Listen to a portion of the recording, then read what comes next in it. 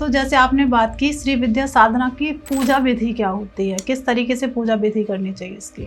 जैसे शिव का रुद्राभिषेक होता है ना, वैसे ही माँ भगवती का भी अभिषेक होता है। तो उसमें पूजन विधि में वो अभिषेक पूरा आता है। मिट्टी बहुत ज्यादा उड़ रही है, आप देखिए किसी कोई दुकान कच्ची होगी ना, तो उसमें अगर मिट्टी बहुत उड़ रही है, सिंपल सा उपाय है, पानी की पाइप लीजिए, आप उस मिट्टी को गीली कर दीजिए। अगर आपके पास कस्टमर नहीं आ रहे ना, आप देख लीजिए मिट्टी गीली होने के साथ साथ आपकी दुकान पे भीड़ लगनी शुरू हो जाएगी। तो ऑरा को किस तरीके से क्लीन किया जा सकता है? ऑरा को क्लीन करने का सबसे आप गुरु को प्रबल करो, लेकिन जब भी साधना करें अपने गुरु की देखरेख में, उनकी से पूछ के हर चीज का जानने के बाद में साधना शुरू करें। ये नहीं कि गूगल से मंत्र उठाया और करना शुरू कर दिया। ऐसे ही तो जब भोलेनाथ का कोई भी आप फोटो देख लो तो उनके गले में सर्प पड़ा हुआ है जी। क्यों धारण करते हैं भोलेनाथ सर्प? अनिरुद्ध आचार्य जी और श्री प्रेमानंद जी, इनके जो बयान आए हैं, इन्होंने जो बोला है, क्या आज की वीडियो उस पर यकीन करके सनातन धर्म को अपनाएगी? कहीं ना कहीं धर्म से उन्होंने काट दिया। कभी नहीं, उल्टा अवॉइड भी करेगी और खुलेआम बगावत भी करेगी। नमस्कार मेरे प्यारे दोस्तों, कैसे हैं आप सभी? तो आज का पॉडकास्ट बहुत खास होने वाला है क्योंकि आज हम बात करने वाले हैं श्री विद्या साधना। और सबसे अच्छी बात, आज हम बात करेंगे माँ बगलामुखी को लेके। क्यों नहीं लोग लगाते हैं घर में तस्वीर माँ बगलामुखी और माँ काली की। और बात करने वाले हैं शिव गले में सर्प क्यों धारण करते हैं। शिव पे आज बहुत चर्चा होने वाली है क्योंकि आज का पॉडकास्ट बहुत बेहतरीन है, बहुत दिलचस्प होने वाला है। क्योंकि इस पर चर्चा करने के लिए आज हमारे साथ मौजूद हैं हमारे स्टूडियो में जूना अखाड़ा की सदस्य श्री साध्वी आदित्य मौली दी। तो हम चर्चा करते हैं इस पे, बहुत दिलचस्प आज का पॉडकास्ट होने वाला है। तो अभी हमारे साथ स्टूडियो मौजूद हैं, तो अब हम उनका स्वागत करते हैं। तो राधे राधे मैम, कैसे हैं आप? जय श्री राधे। बस बढ़िया। कैसा रहा आपका सफर? बहुत बढ़िया। तो मौली दी, मुझे ना आज जानना है ये श्री विद्या साधना क्या होती है, क्यों इसे सबसे ज्यादा खास माना जाता है? श्री विद्या साधना जो है वो पहले तो सबसे पहले 10 महाविद्याओं में आती है। टोटल 18 महाविद्याएं हैं, लेकिन उसमें से 10 महाविद्याएं जो है वो ज्यादा प्रचलित है। श्री विद्या का संबंध जो है प्रकृति से है। श्री विद्या को बोल तो लेते हैं हर कोई कि हाँ श्री विद्या साधना कर रहे हैं, लेकिन उस साधना की सफलता किसको मिलती है इसके ऊपर बहुत चीजें निर्भर करती हैं। ओके, तो ये जब श्री विद्या साधना, जैसे श्री का नाम आ रहा है, कहीं ना कहीं स्त्री का संबंध हो रहा है। क्या ये साधना सिर्फ स्त्री कर सकती है या पुरुष भी कर सकते हैं साधना को? जी नहीं, दोनों कर सकते हैं, क्योंकि हर पुरुष और स्त्री के अंदर दोनों तत्व होते हैं। स्त्री तत्व भी होता है और पुरुष के अंदर भी पुरुष तत्व, तो दोनों के अंदर दोनों तत्व मौजूद है। और कोई भी साधना वो दोनों के बिना संभव नहीं है। जैसे शिव शक्ति बोलते हैं तो वो अंदर के ही स्वरूप है, जो प्रकृति चल रही है, जहाँ परमात्मा का जिसका जिक्र कर रहे हैं, तो उसकी जो शक्ति है वो स्त्री रूप है। क्या बात है। तो दी, क्या अगर हम ये साधना करते हैं, क्या इसके लिए दीक्षा लेना बहुत जरूरी होता है? जी, किसी भी मंत्र के लिए दीक्षा जरूरी है, लेकिन आजकल एक प्रचलन चला है कि गूगल से मंत्र उठाया और साधना शुरू कर दी, लेकिन उसकी विधि नहीं पता होती। पूजन विधि आपको सीखनी है तो पहले आपको दीक्षा के माध्यम से पूजन की विधि अलग से सीखनी होगी। मंत्र साधना अलग होती है और श्री विद्या साधना स्वयं को साधना। तो वो स्वयं को साधने वाली तो होती नहीं। हम तो केवल क्या करते हैं, मंत्र लिया और मंत्र को रट्टा लगाना शुरू कर दिया, तो वो मंत्र की साधना हुई, श्री विद्या साधना नहीं हुई। तो जैसे आपने बात की श्री विद्या साधना की पूजा विधि क्या होती है, किस तरीके से पूजा विधि करनी चाहिए इसकी? जैसे शिव का रुद्राभिषेक होता है ना, वैसे ही माँ भगवती का भी अभिषेक होता है। तो उसमें पूजन विधि में वो अभिषेक पूरा आता है, लेकिन जो साधना है वो एक अलग विधि आ जाती है।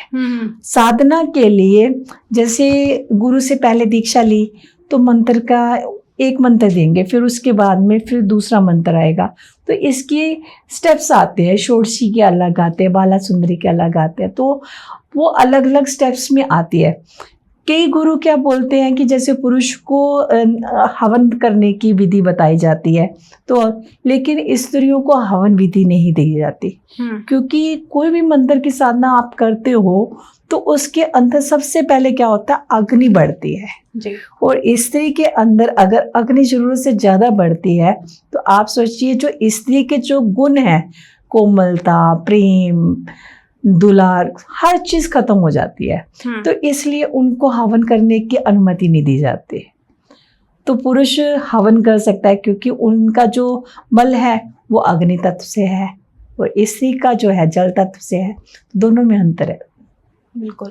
तो मतलब फिर पूजा विधि किस तरीके से, मतलब हवन नहीं कर सकते फिर भी किस तरीके से पूजन विधि जैसे रुद्राभिषेक का मंत्रों के उच्चारण के से प्रॉपरली उसका पूजन का विधि है। जैसे किसी भी देवी का या किसी भी देवता का आप पूजन करते हैं तो उसमें अभिषेक किया जाता है, स्नान करवाया जाता है, उनको तिलक अर्पित किया जाता है, चंदन अर्पित किया जाता है, केसर अर्पित किया जाता है, दूध से स्नान करवाया जाता है, तो पुष्प अर्पित किए जाते हैं। तो ऐसे जो जो चीज़ें हैं उनसे जुड़ी हुई वो सारी चीज़ें, सामग्री उनको अर्पित की जाती है।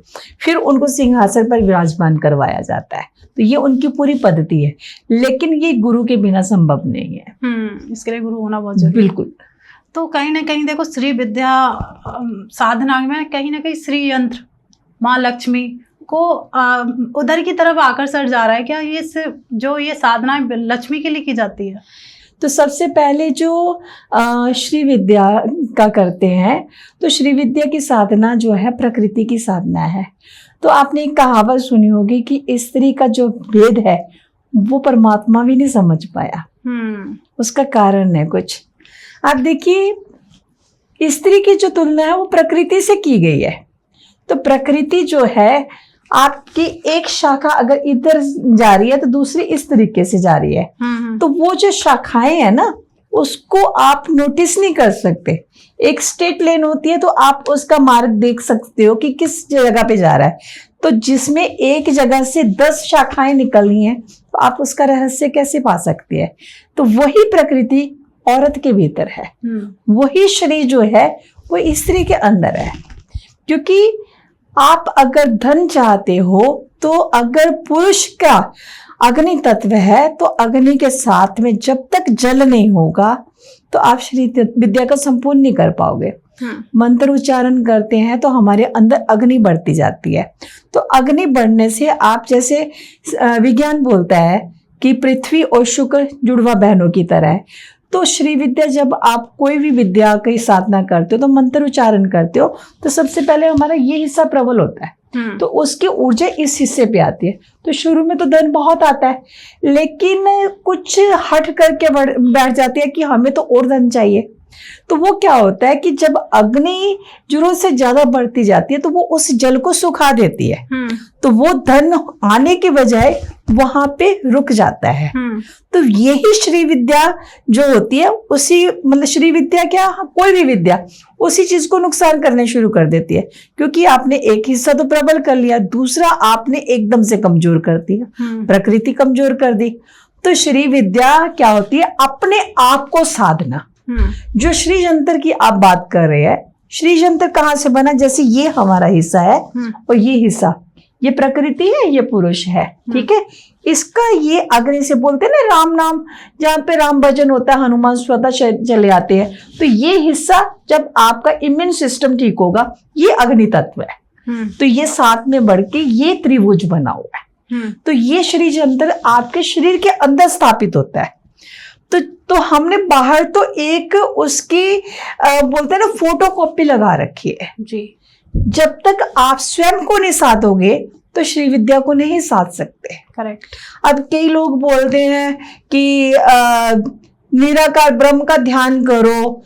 जब तक आपका शरीर निरोगी नहीं है, आप किसी का भी ध्यान कर लो, 5 तत्वों का संतुलन होना बहुत जरूरी है। क्योंकि आप ध्यान लगाओगे, आप 10 मिनट से ज्यादा बैठ नहीं सकते। उसके लिए आपके तत्वों का बैलेंस होना बहुत जरूरी है। क्योंकि सब कई लोग कबीर जी की बानी पे चलते हैं। कबीर जी की बानी समझना बहुत ही मुश्किल है, हम केवल रट्टा लगा के बैठते हैं। तो वो जो श्री जंतर स्थापित करना ना, तो पहले 1 by 1 पूरे जो तत्व है ना उनको बैलेंस करना है। तो फिर श्री जंतर बनता है, यहाँ से ऐसे और यहाँ से ऐसे त्रिभुज बना हुआ। तो सेंटर में जो है ना नाभि का चक्कर आता है, यहाँ से यहाँ आता है और यहाँ से नीचे जाता है। तो इसको साधना बहुत जरूरी है। बिल्कुल। पर आपने अभी कही निरोगी, जी, वही साधना अच्छी कर सकता है। पर आज के टाइम पे देखा जाए तो हर व्यक्ति को कोई ना कोई रोग है। देखिए, सबसे पहले आप एक चीज देखिए, जो बाहर का आवामंडल है हमारा, जो 5 तत्वों का प्रभाव है, वो आपके शरीर पर कहीं ना कहीं असर डालता ही है। जैसे आप मान लो घर में हैं, तो घर में 10 लोग मिलने के लिए आए, तो सबका जो शरीर का प्रभाव होगा, किसी का वायु तत्व बड़ा होगा, किसी का अग्नि तत्व बड़ा होगा, किसी का पृथ्वी तत्व बड़ा होगा। तो किसी को पित्त की प्रॉब्लम होती है, तो किसी को वात की प्रॉब्लम होती है, किसी को कफ की। तो ये जो तीनों है ना, इसको प्रॉपरली कंट्रोल करना पड़ता है, तो वो आपके शरीर पर प्रभाव डालता है। बिल्कुल ठीक है। वो आवामंडल जो बाहर का बना हुआ है, उसको आप कैसे कंट्रोल कर सकते हो? वो जैसे आपका घर है, तो घर का जो मुखिया होता है, तो उसके ऑरे के अंदर पूरा परिवार होता है। उसका ऑरा अगर नेगेटिव हो रहा है ना, तो पूरे घर का ऑरा नेगेटिव होना ही होना है, क्योंकि उसकी छत्रछाया के नीचे सारे हैं। तो ऐसे ही बाहर का अगर आप देखो, तो बाहर में जैसे एक प्रधानमंत्री है, वो इस देश का राजा है, तो उसका जो ऑरा होगा वो ऑटोमेटिकली आपका ऑरा बनेगा। ओके, ठीक है। तो वो ऑरा ठीक करना बहुत जरूरी है, तो क्योंकि उनके अगर ऑरा अग्नि का है, तो उनको अग्नि अगर फलित हो रही है, तो जरूरी नहीं है कि वो अग्नि सबको फलित होगी। जैसे मान लो मेरी महादशा चल रही राहु की, तो मेरा वायु तत्व है, तो मुझे राहु से फायदा लेना है, लेकिन बाहर का ऑरा जो है वो पित्त बना रहा है, तो वो क्या करेगा, बाती भी बना रहा है और पित्त भी बना रहा है। उससे क्या होगा, पित्त से कफ का निर्माण होता है। करेक्ट। तो ऑटोमेटिकली तीनों का संतुलन बिगड़ गया। बिल्कुल सही कहा। तो 5 के 5 तत्व बैलेंस बिगड़ गए। तो उसमें क्या होता है कि जैसे शिव की साधना आती ध्यान से जुड़ी हुई, आपने श्री विद्या की बात की, तो श्री विद्या होती है जैसे कोई भी अक्षर है, जैसे श्री विद्या का कोई मंत्र लिया आपने, एकाक्षी मंत्र ले लिया, तो उस पे आप जाप कर रहे हो। मान लो मैं सरस्वती के बीज मंत्र से मैं बोलती हूँ, जैसे ऐम बीज मंत्र है सरस्वती जी का, तो मैं बोल रही हूँ, तो जैसे मैं बोल रही हूँ, तो जो बाहर की वायु है ना, वो वायु मेरे मुख के अंदर प्रवेश कर रही है। ठीक है। तो वो और जहां तक गूंज जाएगी उसकी, वो ओरा उस हिसाब से वायु का निर्माण भी करेगा, हर चीज को करेगा। एक होता है कि आवाज सिर्फ आपके कानों तक आ रही है, ठीक है, उसका ऑरा आपके आसपास का ऑरे को कंट्रोल करेगा। एक होता है कि अपने आप को साधना, वो बीज मंत्र होता है, आप मानसिक जप कर रहे हो ना, तो आपकी जीवा हिल रही है, लेकिन मनन चल रहा है आपका। तो वो उस अक्षर को जो साधना होता है ना, वो होता है बीज मंत्र की साधना, कि आप बोल नहीं रहे, आप बात कर रहे हो किसी और से, लेकिन आप मन ही मन उस मंत्र को पूरा जपते जा रहे हो। वो आपके शरीर की एक एक नस को जागृत कर रहा होगा। ओ, मतलब इतना, मतलब कह सकते हैं नींद में नहीं है, पर जाप बराबर कंटिन्यूअसली चल रहा है। जैसे एम बीज मंत्र मैंने बोला, आप देखिए, बोल के देखिए एम, तो वो अर्धचंद्राकार आ रहा है। हाँ, ठीक है। आप लम बोलिए, लम, तो वो स्टेट है। जमीन कैसी है, स्टेट, पृथ्वी तत्व है। ठीक है। रम, रम, शीतलता और अग्नि दोनों एक साथ है। अग्नि से जल का निर्माण है, अग्नि से जल का निर्माण। तो उसी रम को जब आप मनन करोगे, मन के अंदर मानसिक जप करते रहोगे, तो वो क्या करेगा, इतना शीतल कर जाएगा। बोलते हैं ना कि राम जी मर्यादा पुरुषोत्तम है, तो वो जो मर्यादा पुरुषोत्तम आपके शरीर के अंदर बनता है। लेकिन लोगों को चाहिए इंस्टेंट मनी, पैसा तुरंत इसलिए चाहिए। राम जी कहीं नहीं दिखाई देते। करेक्ट हनुमान जी हर जगह दिखाई देते हैं जी। क्योंकि हनुमान जी का यहाँ से उठाया यहाँ पटक दिया। हाँ तो वो जो फर्क पड़ता है ना, शब्दों की ऊर्जा से फर्क पड़ता है। तो जो भी साधना करनी है, अगर साधना करनी है, अगर आपने बाहरी कोई लाभ लेना है, जैसे प्रॉपर्टी का लाभ लेना है, जब कुछ करना है, तो आप श्री मंत्र का जप कर सकते हैं। तो आपके शब्द भी हिल रहे, मतलब शब्द बोलते हुए होंठ भी हिल रहे हैं, जीवा भी हिल रही है, तो वो आपको बाहर का लाभ देगा, जो आपने संकल्प लिया उसका लाभ देगा। लेकिन अगर आपने उस भगवती को साधना है तो आपके शब्द जीव के साथ नहीं साथ देंगे, अंदर ही अंदर चलते रहेंगे, तो वो अंदर को जागृत कर देगा, अंतरात्मा को जागृत। तो वो श्री विद्या होती है। जैसे अभी आपने प्रॉपर्टी की बात की, आजकल देखो लोगों के पास बहुत प्रॉपर्टी है जी। और कहीं ना कहीं उनके पास लिक्विड मनी नहीं है, उसके लिए बहुत परेशान रहते हैं। बिल्कुल। तो क्या कर सकते हैं मौली दीदी उसके लिए? प्रॉपर्टी का जो संबंध है वो है पृथ्वी तत्व से। ठीक है। अब आप देखिए जितनी गर्मी पड़ रही है, एक्सेस गर्मी है, तो जो मिट्टी है ना वो एकदम ड्राई है। तो आप देखिए जब ड्राइनेस है तो लक्ष्मी जो है जल से अवतरित हुई है जी। तो पृथ्वी तत्व तो अपने आप में सुलगा पड़ा पूरी तरीके से, तो वो क्या करेगा, जल को सुखा रहा है। तो जब हवन कुंड के पास में आप छोटा सा लोटा रख दोगे, पानी को सुखा देता है। तो लक्ष्मी के लिए जल चाहिए 74%, वो है नहीं, तो कहाँ से आएगा, क्योंकि बाहर हवा भी चल रही है, बाती भी बन रही है। बिल्कुल। और मैक्सिमम लोगों के आप देखिए कि गैस की प्रॉब्लम है और पित्त की भी प्रॉब्लम चल रही है, यही बीमारियों के वजह इस टाइम पे। ये दोनों ही जब बिगड़े हुए हैं तो कहाँ से धन आएगा। तो मेन क्या, ऑरा चेंज करने की जरूरत है कि जिससे पित्त, जैसे आप देखिए पहले श्रावण के बाद में कितनी बारिश होती थी, अब तो बारिश बहुत कम हो रही है। इस टाइम पे बारिश नहीं हो रही।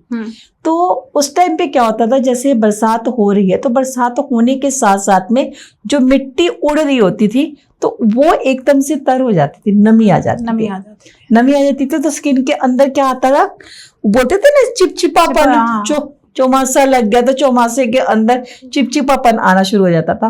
वो जो सॉल्ट आता ना, तो आप देखिए शुक्र का सॉल्ट क्या होता है, नमकीन धातु जो होती है, जो आंसू निकल रही है तो नमकीन। अब सागर का पानी देखिए, नमकीन। तो सागर किनारे कहीं लक्ष्मी की कमी है नहीं, यहाँ क्यों है? क्या बात है दीदी।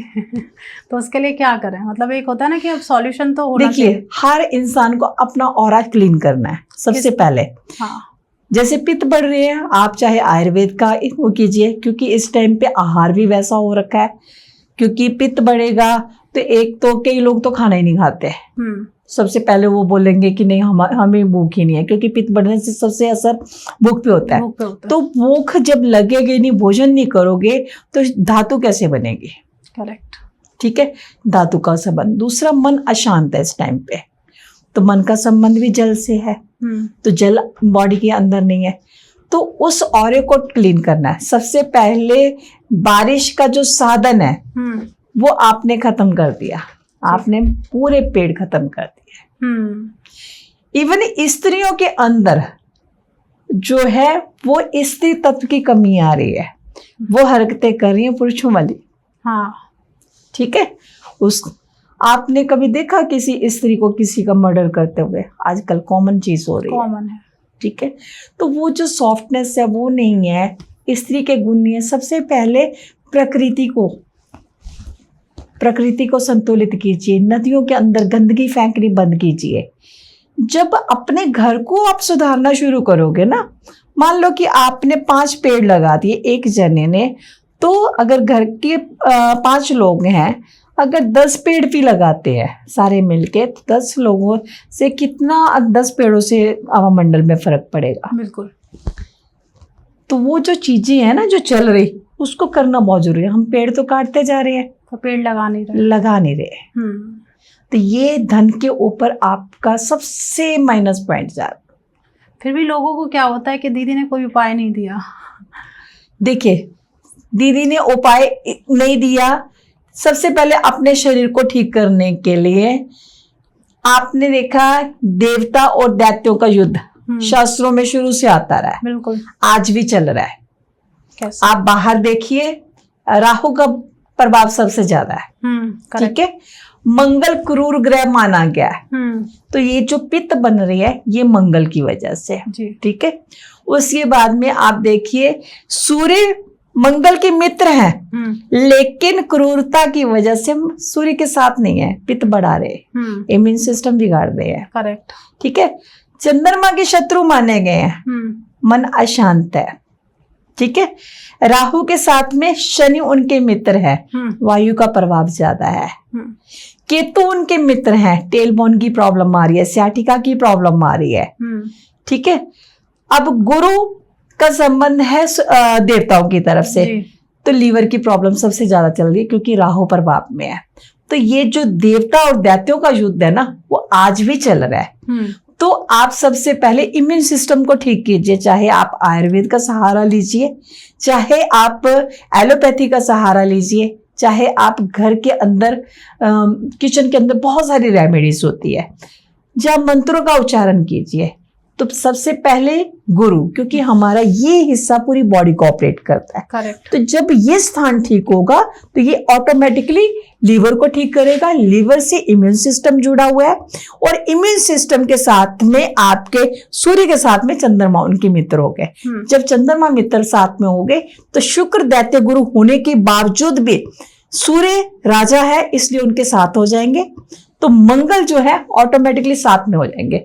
तो एक लाइन जो हो जाएगी वो सारी की सारी आ जाएगी देवताओं की तरफ से। तो ये युद्ध जो चल रहा है ना, ये इंसानों को खुद को मिलकर जीतना है।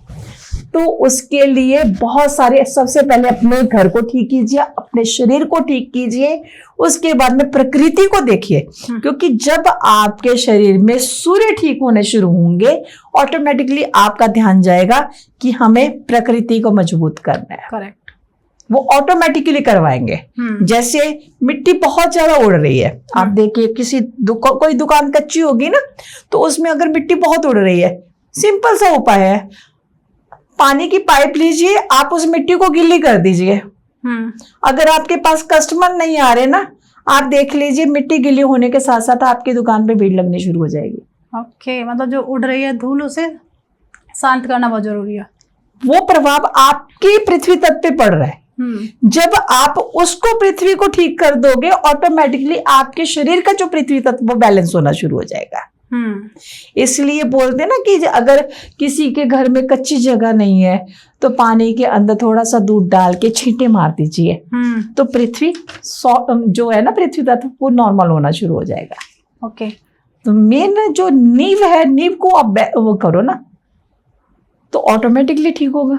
बिल्कुल। तो दीदी जैसे आप बार बार कह रहे हो ऑरा को शांत क्लीन करना है, ऑरा को क्लीन करना जी, तो ऑरा को किस तरीके से क्लीन किया जा सकता है? ऑरा को क्लीन करने का सबसे, आप गुरु को प्रबल करो, गुरु को प्रबल करो, गुरु को प्रबल करो। जैसे किसी को लीवर की समस्या है तो अब पीली चीजें ही क्यों बताएगी, क्योंकि गुरु का रंग जो पीला है, ठीक है। आप देखिए कपूर गुरु से रिलेटेड है, पपीता गुरु से, केला गुरु से, जो हल्दी सारे गुरु से जुड़े हुए हैं। लेकिन इस टाइम पे पित्त बनी हुई है, हल्दी गर्म होती है, ठीक है, लेकिन पेट में गर्मी बहुत ज्यादा हो रही है, तो नाभि के अंदर नारियल का तेल लगाना शुरू कर दीजिए। नारियल का तेल, पित्त जो शांत होने शुरू हो जाए। गैस बन रही है, सरसों का तेल लगाना शुरू कर दीजिए, ऑटोमेटिकली शांत होगा। तो कई बार क्या होता है, जैसे पैर बहुत ज्यादा फट रहे हैं, वो भी बहुत बड़ा नेगेटिविटी होती है, क्योंकि वो शनि का प्रभाव बढ़ाती है। तो जैसे पानी गर्म करके पेडिक्योर वगैरह करते हैं, तो उसमें थोड़ा सा नमक डाल दिया, फिटकरी डाल दी, या फिर भीमसेनी कपूर डाल लो, तो ये नसों को बिल्कुल, नसों के अंदर से वायु के प्रभाव को खत्म कर देगी। तो लास्ट में जैसे पैरों की मसाज कीजिए नारियल के तेल से। अगर बहुत ज़्यादा नेगेटिविटी है तो आप सरसों का तेल लगा के उसमें काला नमक यूज कीजिए पैरों के मसाज के लिए। ठीक है। 10-15 मिनट मसाज कीजिए, ऑटोमेटिकली पैरों के माध्यम से जो वायु का प्रभाव है वो निकलना शुरू हो जाएगा। 5-7 दिन देखिए, ऑटोमेटिकली ऑरा क्लीन होगा। क्या बात है। जिसको ऑरा क्लीन करना है, बहुत अच्छी रेमेडीज दीदी ने बताई है, वो कर सकता है। तो दीदी जब हम बात कर रहे हैं श्री विद्या साधना की, तो ये हमें क्यों करनी चाहिए, क्यों सभी को करनी चाहिए हमें?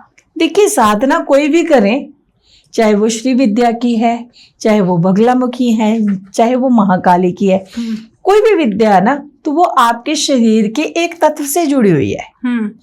एक तत्व में भी एक हिस्सा है। जैसे श्री विद्या है आपकी प्रकृति से जुड़ी हुई है जी। तो प्रकृति को मजबूत करती है, तो धन आता है, क्योंकि हर इंसान के अंदर अग्नि तो है ही।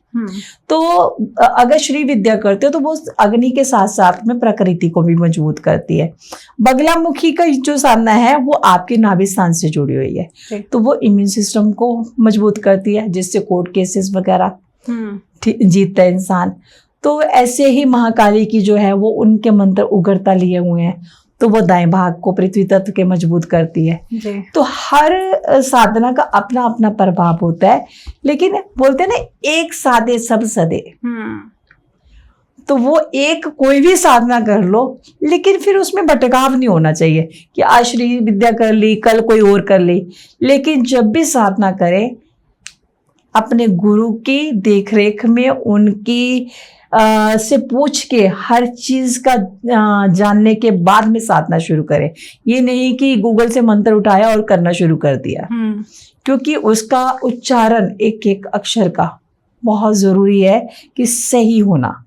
अगर आपने कोई भी एक अक्षर किया तो वो मंत्र का मीनिंग ही चेंज हो जाता है। कहते हैं गलत उच्चारण नहीं करना, क्योंकि शब्दों के अंदर ऊर्जा होती है और वो शब्द ही ऊर्जा प्रदान करते हैं, वो ही उस चीज को जागृत करते हैं। करेक्ट। तो मौली दीदी, मुझे पूछना है कि जैसे मैंने ना श्री विद्या साधना के बारे में सुना है, सबसे पावरफुल होती है जी। सभी साधनाओं में कहते हैं सबसे पावरफुल होती है, क्यों होती है पावरफुल? जैसे बोलते हैं ना, संस्कृत भाषा सब भाषाओं की जननी है, तो 18 महाविद्याओं में श्री विद्या सारी की सारी बीच में आ जाती है, उसके अंदर आ जाती है। वो नाम अलग अलग दे दिए हुए हैं, लेकिन है एक ही। ओके, मतलब श्री विद्या और बंगलामुखी साधना दोनों सेम ही है क्या? सेम है, लेकिन वही बोला ना कि तत्वों का प्रभाव अलग आ जाता है। कि जैसे बगलामुखी है, बगलामुखी का ये हिस्सा है, तो इस हिस्से को करते हैं, इसलिए बगलामुखी की जब भी साधना करते हैं सबसे ज्यादा पित्त बढ़ते हैं, वो तुरंत पित्त को बढ़ा देगी। तो काली जी की जब साधना आती है तो आप देखो काली जी का स्वरूप क्या दिया हुआ, केश बिखरे हुए, जीभ बाहर निकाली हुई। तो हम कल्पना क्या करते हैं कि काली जी ऐसी ही होंगी। आप देखिए, अग्नि जब जलाते हो, अग्नि की लपटें जो होती हैं वो ऐसे ही बिखरे हुए केश होते हैं, ठीक है। और अग्नि की 7 जीवा में से एक जीवा है काली।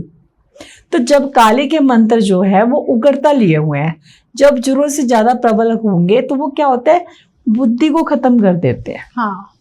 क्योंकि आप देखिए, जब इंसान को क्रोध आता है तो उसके मुंह से कुछ भी अपशब्द निकलते हैं, तो बुद्धि तो कंट्रोल में नहीं रहती ना। बिल्कुल। तो इसलिए काली का वो स्वरूप बताया गया है। इसलिए आप देखिए, पहले हमारे नाम के आगे लगता था श्रीमती। श्री मीन्स लक्ष्मी, मति मीन्स बुद्धि। ओके, श्रीमती। काली का नाम नहीं आता था बीच में, श्रीमती। लेकिन आज हर कोई काली बन के चल रहा है, क्योंकि कोई श्रीमती लगा ही नहीं रहा। ये भी तो फर्क है। जैसे मैंने देखा है कि लोग ना माँ काली और माँ बंगलामुखी की फोटो घर में रखने के लिए मना करते हैं। क्यों मना करते हैं? वही उग्रता रूप है ना, कि काली जी का अगर पूजन करोगे तो वो किसी की भी पूजा करोगे आप, चाहे आप धूप बत्ती करोगे, तो आपके 2 सेकंड के लिए तो ध्यान जाएगा ही ना, उस तरफ जाएगा, ठीक है, ध्यान जाएगा। तो वो स्वरूप जो है ना, जब आप आंख भर के देख लोगे वो अपने अंदर जागृत होता है। बगलामुखी का भी वही है, महिषासुर मर्दनी, मर्दन किया उन्होंने, तो वो जो स्वरूप आता है, तो शांत स्वरूप को घर में विराजमान करवाया जाता है, और उग्रता वालों को बोलते हैं कि थोड़ा सा मंदिर जाके करो। हाँ। तो दीदी, जैसे आप बता रहे हैं कि माँ बंगलामुखी और माँ काली उग्र रूप लिए हुए हैं, पर कहते हैं ये तंत्र के साथ जुड़ी हुई हैं। तंत्र, ये तांत्रिक क्रियाएं जो श्री विद्या हो, श्री विद्या साधना हो, या फिर माँ काली की साधना हो, या फिर माँ बगलामुखी की साधना हो, ये तांत्रिक क्रियाओं में आती हैं? देखिए, सबसे पहले यहाँ पे ये देखिए इसका मीनिंग क्या है। मंत्र मन से जुड़ा हुआ है, हाँ। तंत्र तन से जुड़ा हुआ है। हम्म, दोनों के ऊपर, दोनों की जो मंत्रों की जो ऊर्जा होती है शरीर के ऊपर, वो यंत्र का काम करती है। जी। वो से ऊर्जा को आप जहां स्थापित कर दो, किसी के शरीर पे, किसी के मंदिर में, तो वो हो गया यंत्र। जी। ठीक है, ये हो गया यंत्र मंत्र तंत्र का प्रभाव। अब उसमें आता है वशीकरण, मारण, उच्चाटन, वो उसके मंत्र होते हैं। उन मंत्रों की जैसी ऊर्जा हो, मान लो कि मुझे संस्कृत नहीं आती, तो मैं दिन रात मैं उसको वशीकरण कर रहा हूँ, मैं फलां नाम लेके कि मैं उस इंसान का वशीकरण कर रहा हूँ, तो मुझे मंत्र नहीं आता, लेकिन मैं बोल रही हूँ लगातार, तो वो जो लाइन है ना जो बोले, वो सिद्ध होनी शुरू हो जाती है। ओ, क्योंकि शब्दों के अंदर ऊर्जा है। क्योंकि शब्दों का संबंध सीधे सीधे महादेव से है। निकले कहाँ से, आप यो देखो, वो जो शब्द काम करते हैं ना, वो आप हिंदी भाषा में ले लो, पंजाबी में ले लो, संस्कृत में ले लो, उन्होंने अपना कार्य करना है। ठीक है। तो आपने मन से जो जाप किया, मंत्र हो गए। जो आपने तन पे अप्लाई किया, तंत्र हो गया। उसकी दोनों की ऊर्जा मिला के वो हो गया यंत्र स्थापित। तो मतलब तंत्र को कहीं ना कहीं शिव के साथ भी जोड़ा जाता है, क्योंकि कहते हैं कि तंत्र की जो जागृति है वो शिव ने की है। जी।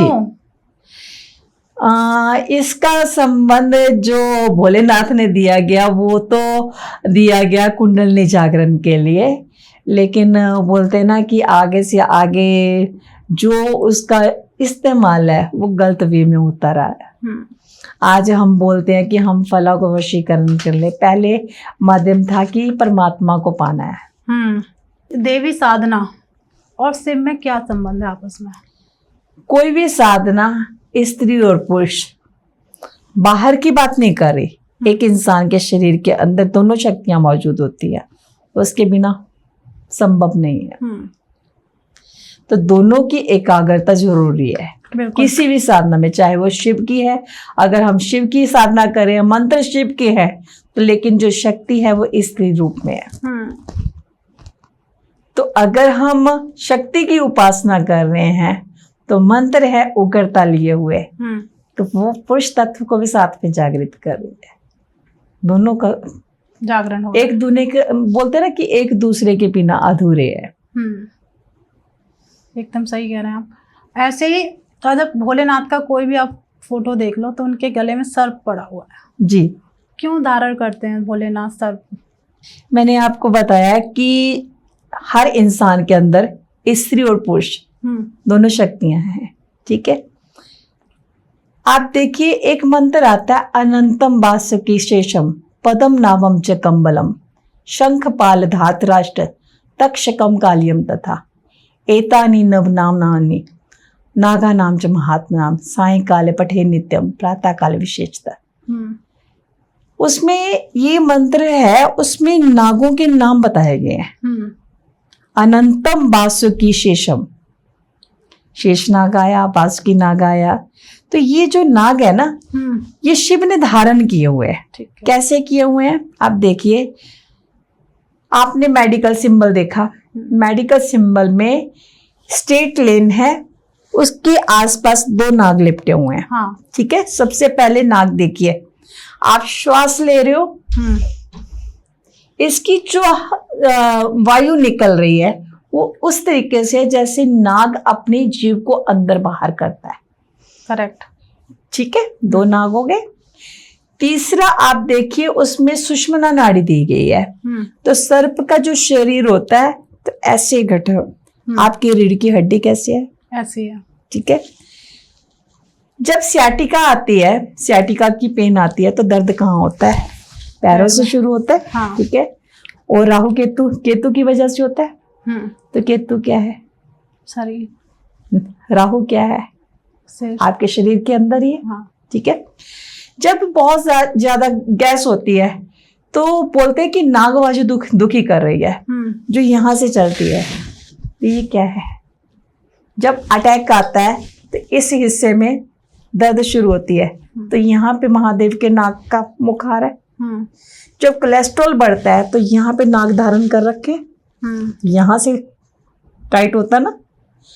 फिर कुंडलनी जागरण का आप देखिए, जो आपकी रीढ़ की हड्डी के नीचे टेल बोन है, वो पूंछ है, तो उसी ऊर्जा को आपके सिर के ऊपर बताया गया है। हाँ। हो गए 9 नाक। क्या बात है, मतलब सारे कुछ बॉडी से ही निकले हैं। जो हमारे ऋषि मुनियों, उन्होंने बार बार कई जगह पे लिखा हुआ है, जो आपके भीतर है वही बाहर है, जो बाहर घटित हो रहा है वही अंदर घटित हो रहा है। अगर राम ने अयोध्या में जन्म लिया तो राम का प्रभाव शरीर के अंदर भी तो है। बिल्कुल। मेष राशि में सूर्य उच्च के माने जाते हैं। अयोध्या से मेष राशि बनती है कि नहीं बनती? क्या बात है। मतलब बहुत कुछ सीखने को मिलता है जब भी मैं आपके साथ ब्रॉडकास्ट करती हूँ ना। इतना तो पता ही नहीं होता कि सब कुछ हमारे बॉडी से ही, हर चीज।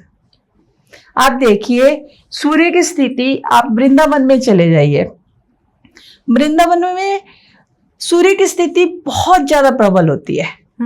और सूर्य की मौजूदगी के अंदर, उनके प्रेजेंस के अंदर प्रकृति बिल्कुल संतुलित रहती है। तो कृष्ण क्या है? प्रकृति ही तो है। बिल्कुल। बोलते हैं ना कि कृष्ण और काली एक ही हैं। एक सॉफ्ट रूप है प्रकृति का और एक उग्र रूप है। आप देखिए। बिल्कुल। तो अभी आपने वृंदावन की बात की। वृंदावन में प्रेमानंद जी महाराज, जिन्हें मैं बहुत मानती हूँ जी, पर उन्होंने एक बात बोली है कि लड़कियों को लेके, शायद आपने वो वीडियो देखी होगी और मुझे लगता है हमारी सारी ऑडियंस ने देखी होगी जी। तो क्या उनके जो बोले हुए शब्द हैं वो सही हैं या गलत है? मैं सही भी बोलूंगी, गलत भी बोलूंगी। कलयुग चल रहा है, तो कलयुग के प्रभाव से कोई नहीं बच सकता। करेक्ट। मैंने पहले भी पॉडकास्ट किया आपके साथ में, मैंने बोला बार बार कि जब अग्नि जरूरत से ज्यादा प्रबल होती है तो वाणी कमजोर पड़ जाती है। मतलब कि मंगल अगर जरूरत से ज्यादा प्रबल है तो बुध जो है कमजोर हो जाते हैं जी। ठीक है, तो वाणी ऑटोमेटिकली निकलती है। संत हैं, मैं बहुत रिस्पेक्ट करती हूँ, मन से मानती हूँ, ठीक है, क्योंकि उनके एक एक शब्द मैं खुद भी सुनती हूँ। मैं भी।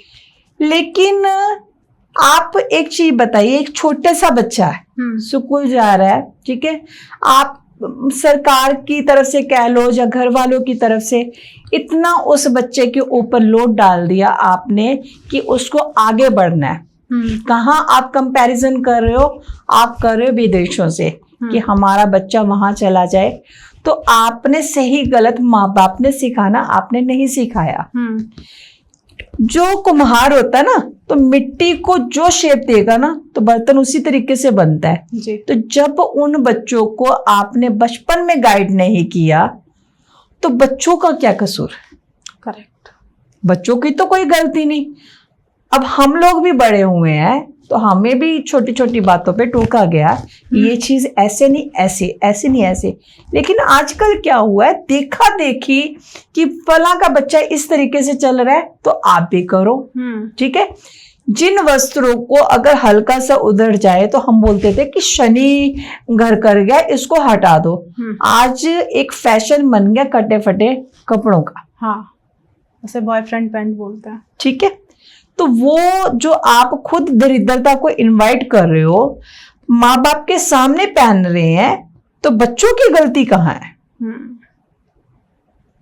आप मॉडर्न होने के नाम पे आप बोल रहे हो कि मॉडर्न होना है कि बच्चे आगे निकलेंगे, लोगों से फेस कैसे करेंगे। मॉडर्न बनो, लेकिन अपनी सभ्यता क्यों छोड़ रहे हो? इसमें गलती क्या है? मैं तो नहीं बोलूंगी कि प्रेमानंद महाराज ने गलत बोला, सिखाना तो माँ बाप ने है। गलती आपके घर से हुई है। पर कुछ चंद लड़कियों की वजह से सब पे उंगली उठाना ये गलत नहीं है?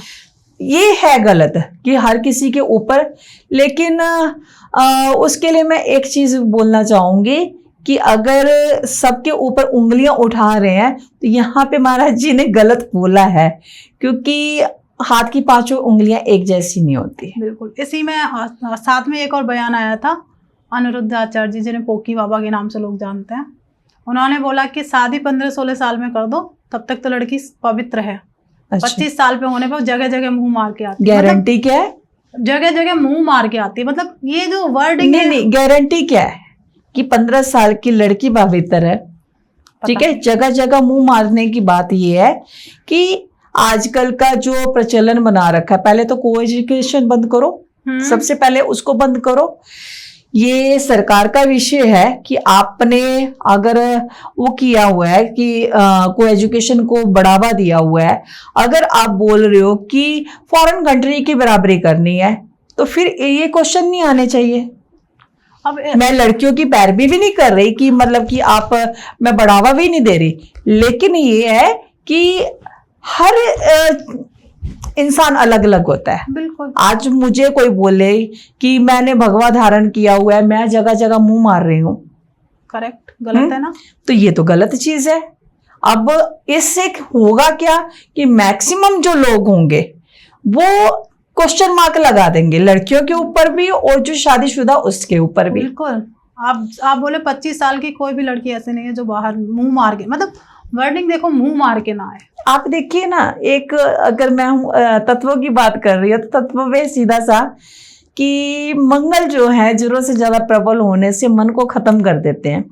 ठीक है, जब मन खत्म हो गया खुद का, तो दूसरे के मन को आपने दर्द देते हुए एक सेकंड में नहीं सोचा। बाकी आस्था माँ का भी बयान आया था बीच में कि उन्होंने सही कहा, पहले तो उनको खुद को सेंस नहीं है बात करने की, क्योंकि एक औरत के अंदर शालीनता होनी चाहिए, उनके अंदर नहीं है। एक इसी पे मौली दीदी, मुझे देखो एक बात कहनी है, अगर वो मुंह मार के आई है तो आई तो किसी पुरुष के साथ है, तो पुरुष कैसे पवित्र हो गया? बिल्कुल। अगर संबंध बन रहे हैं तो दोनों में आपस में बन रहे हैं संबंध। दूसरी बात आती है कि आप जिस तरीके से बात कर रहे हो, जैसे पृथ्वी तत्व की बात आ जाती है इसमें, तो मिट्टी कभी अशुद्ध नहीं होती। आप कुछ भी कह लो, उनके मुझे एग्जैक्टली बयान याद नहीं है, मैं आपको एग्जैक्टली बताया जैसे उन्होंने बोले थे जी, यही बयान है उनका। एग्जैक्टली प्रेमानंद जी का क्या बयान था? प्रेमानंद जी ने यही कहा था कि हाँ, लड़कियों का उन्होंने इस तरीके से वर्णन नहीं किया था जैसे पोगी महाराज जी ने किया था। पर गलत चीज है, उनके खुद के देख लो जितने वीडियोस होते हैं, वो औरतों के साथ मजा ही तो ले रहे होते हैं। हाँ, मतलब नहीं बोलना चाहिए, आपको लोग सुन रहे हैं घर में, आपको कहीं ना कहीं एक लोग चेंज हुए हैं प्रेमानंद जी को जब से देखना। मैं बस इतना जानती हूँ कि अगर हम साधना कर रहे हैं, अगर हम, मैं तो अपने आप को संत बोलती भी नहीं, क्योंकि आनंद तब है जब सामने वाला बोले कि ये संत है। क्योंकि संत वो होता है जो सब तंत्रों पे विजय हासिल कर ले। बिल्कुल। साधु वो होता है जो स्वयं को साध ले। ठीक है, अगर हम शक्ति की उपासना कर रहे हैं तो शक्ति जो है वो स्त्री रूपा है। बिल्कुल। ठीक है, अगर स्त्री रूपा है, अगर हम राधा रानी की बात कर रहे हैं या फिर हम किसी भी देवी की बात कर रहे हैं, तो वो टिप्पणी उस स्त्री रूपा पे भी है। बिल्कुल। तो मैं अपने, अगर मेरे शिव आराध्य हैं, तो मैं अपनी माँ भगवती हर स्त्री के रूप में देखती हूँ। मैं हर लड़की के, आप किसी से नफरत मत करो, आप उसके अवगुणों को से अगर कर रहे हो तो आपके अंदर दम होना चाहिए कि उनके अवगुणों को दूर करो। टिप्पणी नहीं होनी चाहिए कि अगर आपको लग रहा है कि कोई गलत है तो आप उसमें सुधार कीजिए। बिल्कुल। अब इसी पे मैं मौली दीदी एक बात कहूँ, तो जो बाकी के धर्म हैं वो लोग हम पे ही उंगलियां उठाना शुरू बिल्कुल हो गई। मेरे खुद के जो वीडियोस हैं उस पे मुझे ही कमेंट करने शुरू किए हैं कि आपकी द्रौपदी ने तो 5 शादियां की थी, आपके ये किया था। क्यों? हम खुद टिप्पणी कर रहे हैं, हमने खुद अपने सनातन को पीछे किया हुआ है। बिल्कुल। मेरी लड़ाई किसी संत से नहीं है, किसी कुछ से नहीं है, किसी औरत से नहीं है, किसी पुरुष से नहीं है, मेरी लड़ाई है सनातन की। और वो उसके खिलाफ कोई भी खड़ा होगा तो मैं भिड़ूंगी। बिल्कुल। क्योंकि सनातन में स्त्री को शक्ति स्वरूपा माना गया है। तो आप किसके ऊपर टिप्पणी कर रहे हो, तो कोई तो हमें बाहर वाला दबाएगा ही ना आके। तो जब ऐसी चर्चा होंगी तो अदर धर्म के हमारी लड़कियों को जो फंसाते हैं तो वो तो बिल्कुल बिलीव करेंगे। बिल्कुल, वो बोलेंगे है ही कैरेक्टर ऐसा है कि तुम्हारे तो ये सब लोग ऐसे ही बोल रहे हैं, तो वो तो फिर इजीली फंस जाएंगे दूसरे धर्म में, कहीं ना कहीं धर्म परिवर्तन करेंगे। बिल्कुल। तो वो सही जाता है ये मैसेज अपने, कहीं ना कहीं सनातन अपना खतरे में नहीं है। सनातन तो खतरे में आएगा ही आएगा जब आप खुद घर में, मान लो कि मेरा परिवार है, तो मेरे परिवार में मैं अपनी बच्ची को रिस्पेक्ट नहीं दे रही, उसको प्यार नहीं दे रही, तो वो उस प्यार की खोज में बाहर जाएगी। करेक्ट। तो आपने रास्ते तो खुद बंद किए। तो आपके अंदर अगर आपको लग रहा है कि कोई गलत है तो आप आगे बढ़ो ना, संत का कार्य है। बिल्कुल। आगे बढ़ो, आप सुधारो उनको। सही बात कि आप गलत कर रहे हो, आप सरकार से बात करो, आप बड़े बड़े संत हो तो आप सरकार से बात करो, उससे इस विषय पे पूरी चर्चा करो कि ये चीज लागू होनी चाहिए। करेक्ट। तो आप सनातन के लिए करो ना कार्य। तो ये सरकार तो ने कोई लिविंग रिलेशनशिप को एक्सेप्ट किया है, तो वो सबसे बड़ी गलती है। आप देखो लड़का लड़कियां लिविंग में नहीं, एक तरफ ये टिप्पणी आ रही है, दूसरी तरफ से लिविंग रिलेशनशिप को एक्सेप्ट करना, तो फिर दोनों मतलब एक रास्ता इधर जा रहा है, एक रास्ता इधर जा रहा है। तो लड़कियां क्या करें इसमें, मतलब एक सही आंसर मुझे अभी तक नहीं मिला कि लड़कियां क्या करें। आप एक तरफ लिविंग रिलेशनशिप को सरकार ने नहीं, ऐसे फिर शादी की जरूरत क्या है। तो फिर तो आप वही अमेरिका बनाना चाह रहे हो ना, कि मतलब बिना शादी के बच्चे पैदा करो, तो सिंगल पेरेंट रहो, बस हो गया काम। अगर बिना शादी के बच्चा पैदा हो जाएगा तो उसकी जिम्मेदारी कौन लेगा। वही तो अमेरिका बनाने की कोशिश हो रही है ना फिर तो।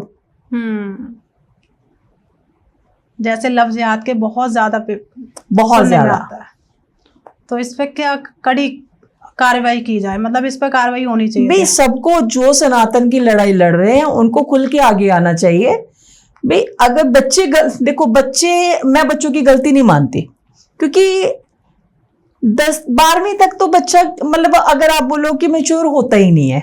हम खुद भी तो उस अवस्था से निकले हैं ना। बिल्कुल। तो हम अगर किसी से कोई हंस के बात करेगा तो इंसान ऑटोमेटिकली बात करेगा, लेकिन घर से जब 24 घंटे प्रेशर पड़ता रहेगा किसी चीज का, लोग टिप्पणियां करेंगे, तो वो चिढ़ के बच्चा करता है।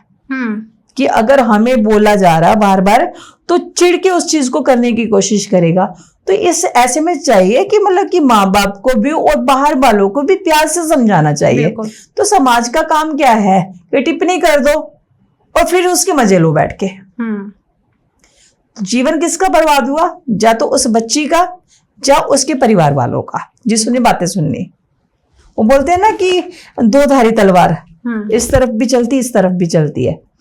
तो मैं नहीं मानूंगी कि हाँ भाई, हाँ वो गलत कर रही है, लेकिन अगर बोलो कि मतलब पूरी गलती उनकी है, नहीं है।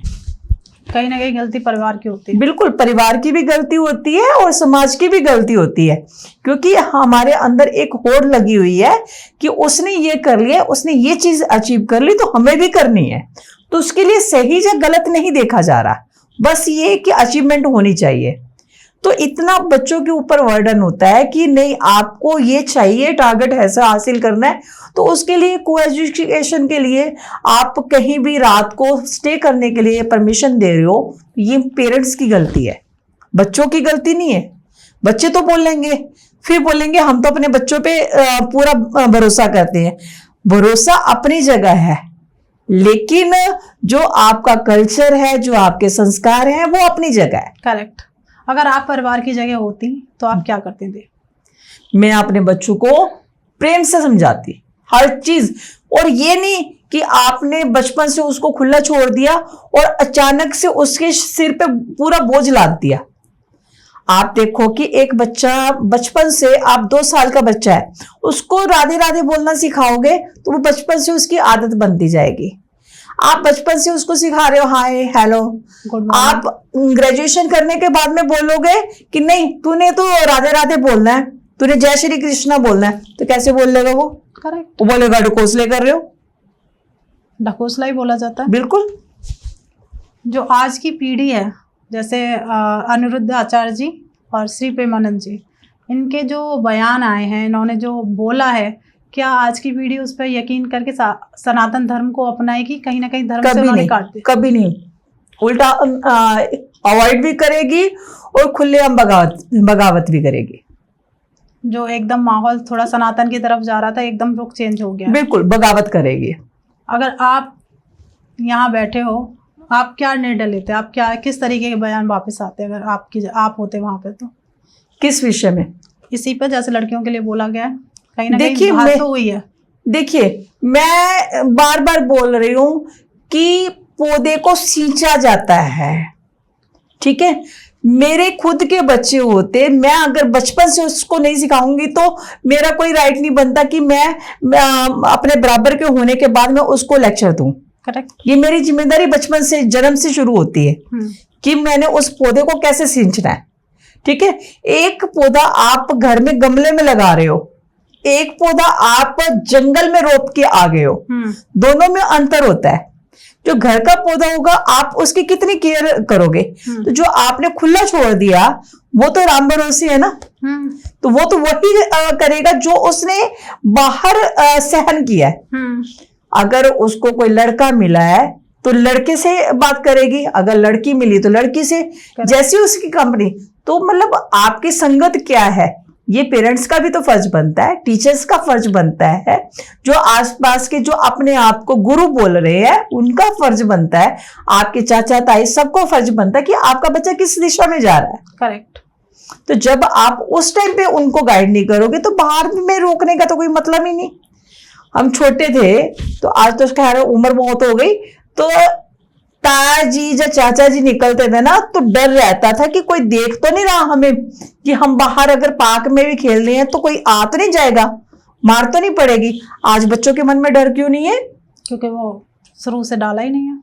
क्योंकि आपने उनके मन में एक ही चीज भरी है कि नहीं आपको इस जगह पहुंचना है। तो फिर वो सही गलत तो आपने खुद नहीं सिखाया ना। सही बात है। लेकिन हाँ, जो टिप्पणी की गई है वो भी गलत कहूंगी कि अगर आप शक्ति को मानते हो, शक्ति की पूजा करते हो, चाहे आप किसी नाम में करो, चाहे आप दुर्गा कह लो, चाहे आप काली कह लो, चाहे राधा रानी कह लो, चाहे सीता कह लो, कुछ भी कह लो, तो वो जो शक्ति है ना वो स्त्री रूप है, तो टिप्पणी करनी नहीं बनती। फिर इसी पे जब हमारे दूसरे धर्म के, चाहे मुसलमान हो या फिर ईसाई हो, बहुत सारे लोग उंगली उठाना शुरू कर, बिल्कुल कर रहे हैं, 3-4 दिन से तो बहुत ज्यादा आ रही है। तो इन लोगों को आप क्या जवाब देना चाहेंगे? भाई यहाँ पे तो फिर बोलने लायक कि खुद ही नहीं छोड़ा ना। घर के लोगों ने जब मान लो कि मेरा कोई बच्चा है, ठीक है, तो कोई कंप्लेंट करने के लिए आया कि मतलब कि उसने गलत किया, तो मैं उनके सामने उसको बोलूंगी हाँ मेरा बच्चा ही गलत है, तो सामने वाला तो वो उसके ऊपर हावी होगा ना। तो वो क्या होगा, इधर से भी टूटेगा और सामने वाले से भी बगावत करेगा, तो दोनों तरफ से उसने रास्ते बंद कर लिए। तो तीसरा रास्ता क्या है? तो फिर वो तीसरा रास्ता तो वही है, जा तो वो क्रिश्चियन बन जाओ, फिर मुसलमान बन जाओ। तो मुसलमानों के लिए कहीं ना कहीं एक मौका मिल गया अपनी लड़की को वापस से। बिल्कुल। अभी थोड़ा सा डर था पर वो डर खत्म हो गया। बिल्कुल। ऐसे वो बोलते हैं ना बिना हड्डी के है ना, इसको कंट्रोल करना बहुत मुश्किल होता है। करेक्ट।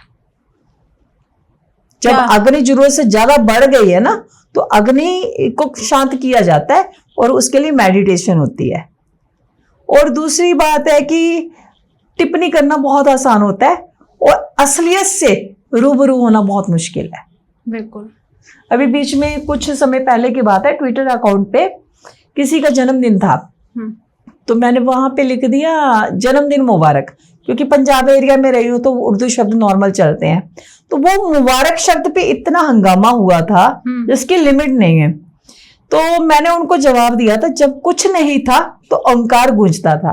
जितने भी शब्द उत्पन्न हुए वो महादेव की ध्वनि से उत्पन्न हुए हैं। करेक्ट। तो आपको इसमें नजर आते होंगे हिंदू मुसलमान, लेकिन मुझे मेरे महादेव नजर आते हैं। तो टिप्पणी करने वालों ने उस पे भी कर लेनी है।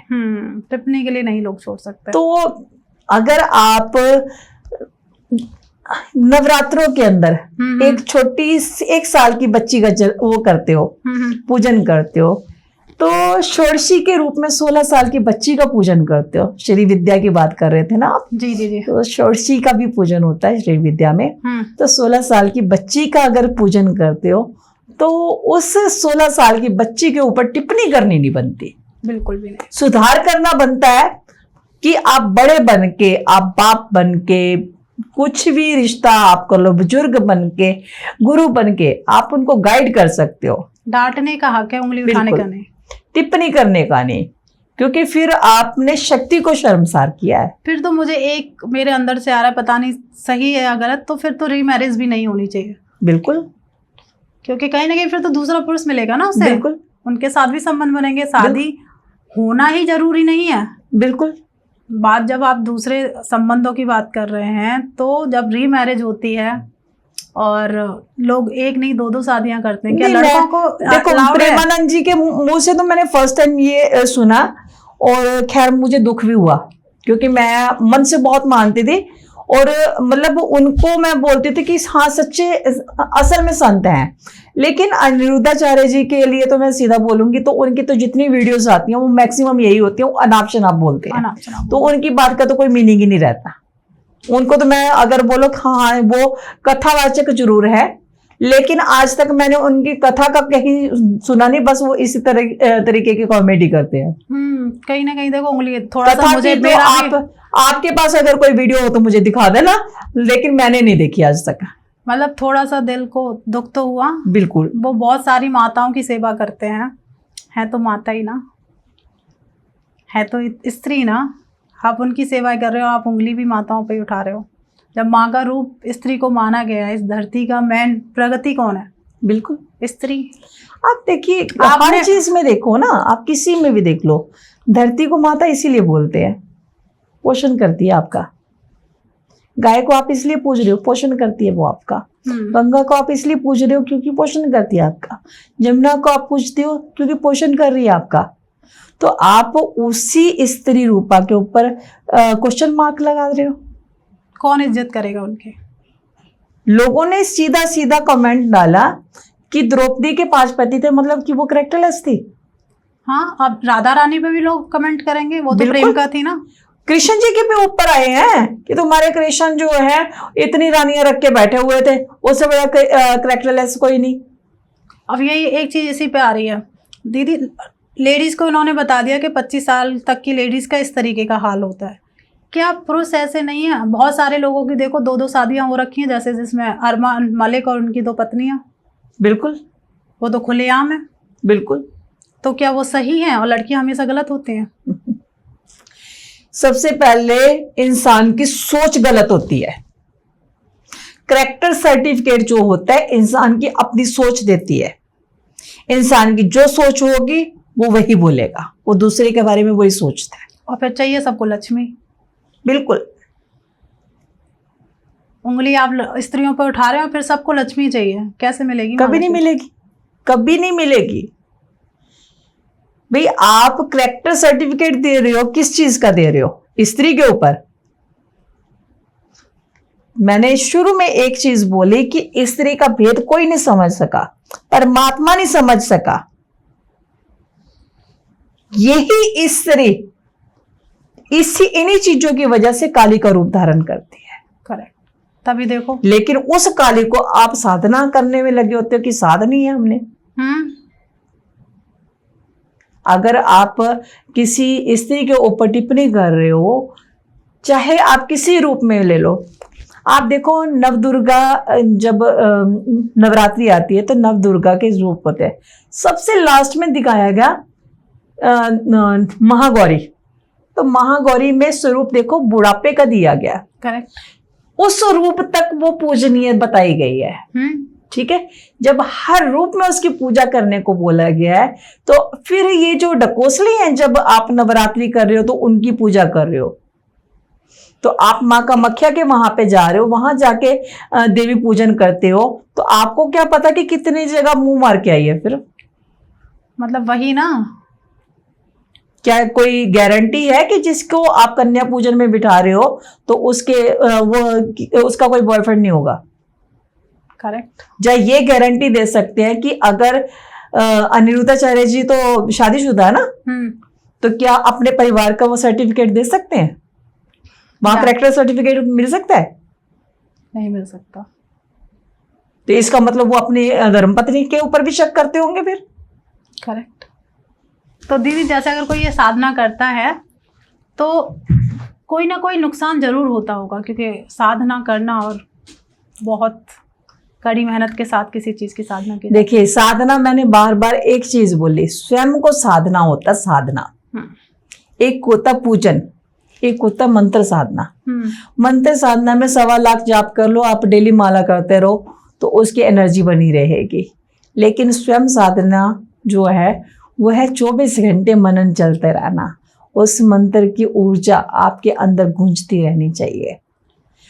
वो मंत्र साधना भी, साधना बोलते हैं ना कि लोग साधना कर ली, साधना तब होती है कि जो मंत्र की आप साधना कर रहे हो वो मंत्र अगर आप मनन करके कर रहे हो, कि मतलब आप मानसिक जाप कर रहे हो, वो आपके कानों में अपने आप गूंजना शुरू हो जाए, उसको बोलते हैं साधना।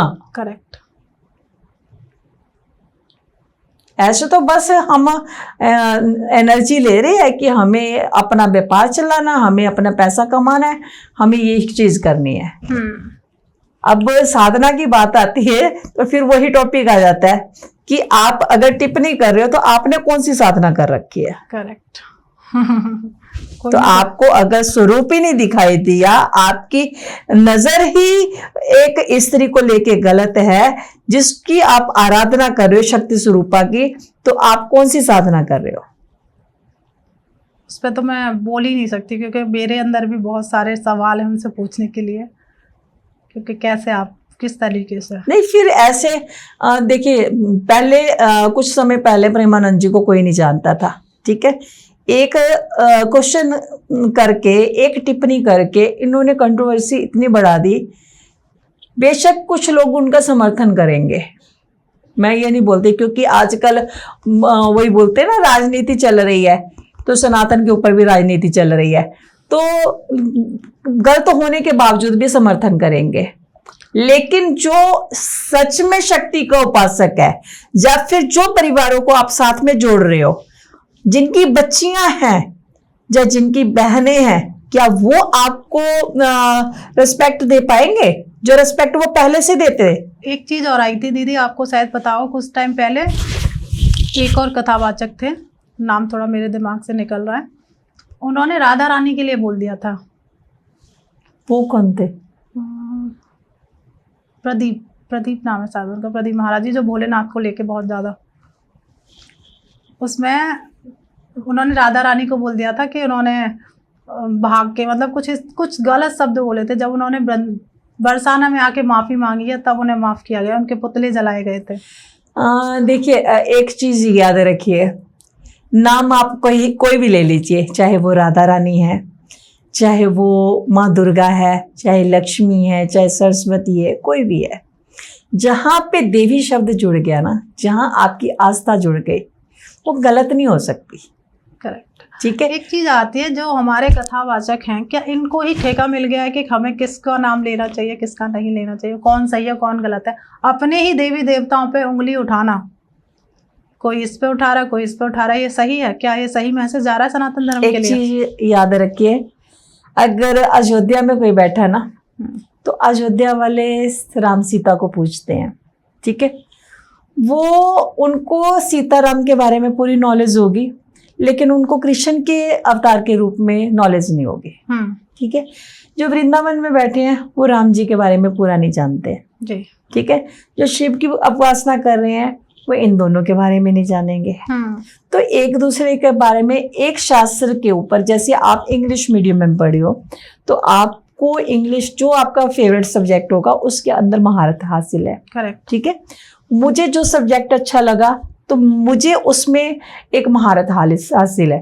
तो ऐसे ही जिसने भागवत सीखी तो उसने एक सब्जेक्ट चुना, वो भागवत में तो पूरा वो कर लेगा, लेकिन वहां जहां पे रामायण आएगी वहां टिप्पणी उनकी कहीं ना कहीं खोखली बात होगी। करेक्ट। क्योंकि हर किसी को अपने आराध्य को ऊंचा दिखाना है, लेकिन ये भूल जाते हैं कि है तो वही नारायण है, वही शिव है, वही ब्रह्म है। करेक्ट। तो दीदी कुछ रैपिड फाइट क्वेश्चन है, उसका आंसर आपको बहुत छोटा सा देना है, तो छोटा सा गेम की तरह हम खेल लेते हैं। तो आपके साथ में करूंगी। श्री विद्या देवी की कृपा है या तंत्र रहस्य? देवी कृपा। बंगलामुखी शत्रु रोकने वाली या डराने वाली? शत्रु रोकने वाली। तंत्र साधना है या जादू? साधना। क्या श्री यंत्र पैसा खींचता है? डिपेंड करता है। बंगलामुखी या महाकाली किसमें सबसे ज्यादा तेज असर होता है? दोनों एक जैसे। मंत्र बोलने से चलता है या समझकर जपना जरूरी है? मंत्र बोलने से अलग ऊर्जा होती है और समझ के उसको मनन करना अलग ऊर्जा देती है। क्या यंत्र सिर्फ धातु का टुकड़ा है या ऊर्जा का केंद्र? आपके शरीर की ऊर्जा उसके साथ जुड़ी होती है। जब आप स्थापित करते हो एक संकल्प के साथ करते हो, तो वो जो आप जाप करोगे तो उसकी ऊर्जा वर्क करेगी, अदरवाइज वो एक टुकड़ा है धातु का। जी। श्री यंत्र, श्री विद्या साधना सभी कर सकते हैं या फिर दीक्षित लोग ही? दीक्षित लोग। क्या किसी को चुप कराने के लिए बंगलामुखी मंत्र सही है? बिल्कुल। बिना गुरु के तंत्र करना साहस है या मूर्खता? मूर्खता। बहुत अच्छे जवाब दिए। अगर आप साध्वी ना होती तो क्या होती? साध्वी ना होती तो क्या होती? परमात्मा जानता है। फिर भी कुछ नहीं कह सकता, क्योंकि उसकी कृपा के बिना एक पत्ता हिलना भी मुश्किल है। उसने जिस रास्ते पे चलाना उसी रास्ते पे चलाना है। कौन सा धर्म अच्छा है, इस्लाम या फिर सनातन? सनातन। क्यों? क्यों? क्योंकि मूल वो है, प्रकृति की रचना वो है, बाकी सब बाद में आता है। पुरुष ज्यादा ताकतवर है या महिला? महिला। बहुत कारण बता दो। बिल्कुल, कारण तो जानना है। देखिए, लेफ्ट वाला भाग स्त्री, दायां वाला भाग जो है वो पुरुष। लेकिन जब अर्धनारीश्वर रूप बनता है, दोनों जुड़ते हैं, उसके अंदर जो ऊर्जा चलती है वो स्त्री स्वरूपा है। वो ऊर्जा के साथ में जो सवा बनता है ना, जो हम बोलते हैं ना, सवा शेर होना चाहिए। एक नहीं दिया जाता, सवा दिया जाता है, तो वो सवा स्त्री के साथ में बनता है। क्या बात है दीदी, बहुत मजा आया आपके साथ ये गेम खेल के और बहुत अच्छा लगा। पॉडकास्ट हमारा अलग ही रुख चला गया, जिधर हम चर्चा करने वाले थे। वो एक्चुअली कुछ मन की भड़ास थी ना, वो निकलनी जरूरी है, बहुत जरूरी थी, क्योंकि आप भी स्त्री हो और मैं भी। मैं साधक बाद में हूं, मैं साध्वी बाद में हूं, पहले मैं महिला हूं। मैं उस शक्ति की उपासना करती हूं जो स्त्री स्वरूपा है। मैं उस शिव की उपासना करती हूं जो जल तत्व है, वो भी स्त्री स्वरूपा में आ जाता है। अगर अग्नि लो, अगर काली का स्वरूप लो, तो शिव स्त्री स्वरूपा बन जाते हैं जी। तो जो अग्नि और जल है ना, तो वो उनका अलग किया नहीं जा सकता। तो इसके ऊपर चर्चा होनी जरूरी थी, मन के अंदर से दुविधा निकलनी जरूरी थी, क्योंकि कुछ बच्चों के मन के अंदर सवाल होंगे। अच्छा हुआ आपने सवाल कर लिए, नहीं तो वो भी प्रश्न कहीं ना कहीं प्रश्न चिन्ह लगता। बिल्कुल। तो कहीं ना कहीं जो है बोलना जरूरी है। बिल्कुल। आज पूरा साधना भी स्त्री की थी जी, विद्या पूरी स्त्री की थी जी। तो चर्चा स्त्रियों पे ही होनी थी। बिल्कुल बिल्कुल। तो बहुत अच्छा। और बस मेरी पगड़ी भी आज झांसी की रानी वाली है। पहले तो मेरी ऑडियंस को बहुत तहे दिल से थैंक यू सो मच। आप हमें यहाँ तक सुन रहे हैं, पूरा पॉडकास्ट अपने बड़े ध्यान से सुना और बहुत ज़्यादा प्यार आप लोग करते हैं, उसके लिए थैंक यू सो मच। और थैंक यू सो मच दीदी, बहुत अच्छा लगता है जब भी मैं आपके साथ पॉडकास्ट करती हूँ। और नेक्स्ट पॉडकास्ट मैं ना धर्म के ऊपर करना चाहती हूँ आपके साथ। जो सब्जेक्ट प्रश्न आपके जवाब, मेरा पहले से कुछ भी तय नहीं होता हमारा, जो क्वेश्चन आप बोल देते हो उसी का जवाब आता है। इससे तुम्हारी ऑडियंस समझ गई होगी कि हम कहाँ से कहाँ चले गए जी, स्टार्टिंग क्या थी और एंड क्या है। बिल्कुल बिल्कुल। तो अब हमारी ऑडियंस का काम बनता है इस पॉडकास्ट को जितना ज्यादा हो जाए शेयर कर दीजिए, क्योंकि हर एक व्यक्ति इस पॉडकास्ट को सुने, उसके अंदर जो बहुत सारे प्रश्न चल रहे हैं, वो आज बहुत जल्दी क्लियर हो जाएंगे और बहुत कुछ सीखने को इस पॉडकास्ट से मिलने वाला है। तो अब आपका भी फर्ज है कि इस पॉडकास्ट को जितना ज़्यादा हो जाए शेयर कर दीजिए। और मौली दीदी का number, Instagram ID, Facebook ID, Twitter, सब कुछ डिस्क्रिप्शन में है और शायद स्क्रीन पर शो भी हो रहा है। आप जाके उन्हें सर्च कर सकते हैं और उनसे बहुत सारे प्रश्न कर सकते हैं। उनसे बहुत खासकर बच्चियां जिनके मन के अंदर एक क्वेश्चन मार्क लगे हुए हैं इन बयानों के बाद में, वो खुल के सवाल कर सकती है आपने, और जो उनको समझना चाहते हैं, जो सवाल के पूरी संतुष्टि करवा के आपको जवाब दिए जाएंगे। डबल माइंडेड नहीं होना, इस्लाम की तरफ नहीं मुड़ना, सनातन सर्वश्रेष्ठ है। आपको जो भी आपको दुविधा लग रही है आप सवाल कीजिए। नंबर मेरा कभी भी आप कॉल कर सकते हैं, मैसेज कर सकते हैं, व्हाट्सएप है, उस पर आप खुल के पूछिए जो पूछना चाहते हैं। बिल्कुल, नंबर भी आपको मिल गया है। बहुत सारे मन में सवाल हैं, हो सकता है मैंने वो ना पूछे हों दीदी से, आप उन्हें कॉल करके अपने प्रश्नों का आंसर ले सकते हो। और कमेंट बॉक्स भी खुला हुआ है, वहाँ दिल खोल के आप कमेंट करिए। और प्लीज़ चैनल को सब्सक्राइब कर लीजिए कि बहुत कुछ आपको इस चैनल के द्वारा मिलता है। और सबसे अच्छी बात मैं आपको बता दूं, फ्री ऑफ कॉस्ट है। आपको सब्सक्राइब आप करेंगे और कोई भी चार्जेस नहीं लगने वाले। मिलते हैं एक नए एपिसोड में। जब तक आप अपने घर में स्वस्थ रहें, मस्त रहें, बहुत सारे सवाल इकट्ठे करें और कमेंट बॉक्स में डालें। राधे राधे। जय श्री राधे।